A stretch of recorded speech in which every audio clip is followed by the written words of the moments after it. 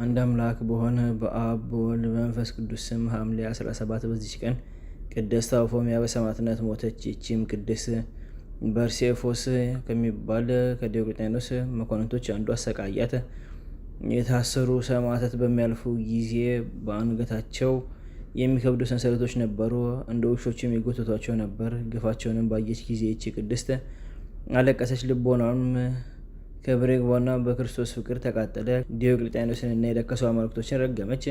ያንንም መኮንን እንዲህ ብላ ዘለፈችው። ርኅራኄ የሌለህ ልብህ እንደ ድንጋይ የሆነ ለእኚህ ቅዱሳን ሰዎች አትራራምን?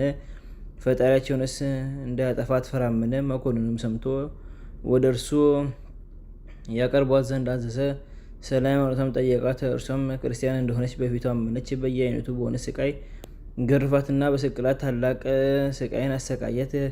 ከዚህ በኋላ በእሳት ምድጃ ውስጥ ጨምሯት። ነገር ግን ከስቃዩ የተነሳ ምንም ጉዳት አልደረሰባትም።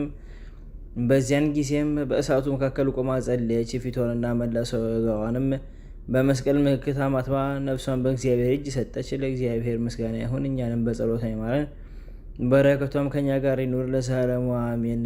በዚችም ቀን ዮናስ ከአንበሬው ሆድ ወጣ። የቅዱሳን የስድሮስና የሰማዕት ቤዱል ዘካርያስና ያውንያ የአይነ ፀሐይ መታሰቢያቸው ነው።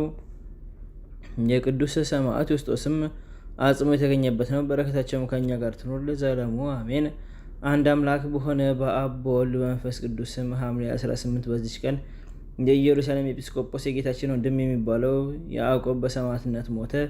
ዘአቅረብኩ ማሕሌተ ዘኪርየ አእላፈ እምነተጸምዱከ ዘልፈለለ ነብብቶ ከብዘኔቴ መጽሐፈን ተርእሰከ እግዚኦ ጸዲቀ መለት ወኮፈ እምለአቡ ብሉዓን ዘተርፈ ነቢያት ቅዱሳን ሐዋርያት ሰባክያን ሰማዕታት ወጻድቃን ደናግል አዲ ወመነኮሳት ሄራን ባርኩ በዛቲ መካን እስከ አረጋዊ ሊቆኖስ ሕፃን ለተጻፈ በክርታስ ወለዘጻፎን ዘይደርስ ወለዘአንብቦ ተርጎመ ሰአዲስ ወለሰማ ቃሎ በዝነ መንፈስ ጸሎተሙ ማርያም አርጌተ ኩሉ እምባስ ሙር የማረን ኢየሱስ ክርስቶስ በቅዱሳን ተጠብቀን በረከታቸውም ከኛ ጋር ትኑር። አምላክነ በከመ ንትቀበል ወበከመ ንሳነው ለዘበሰማያት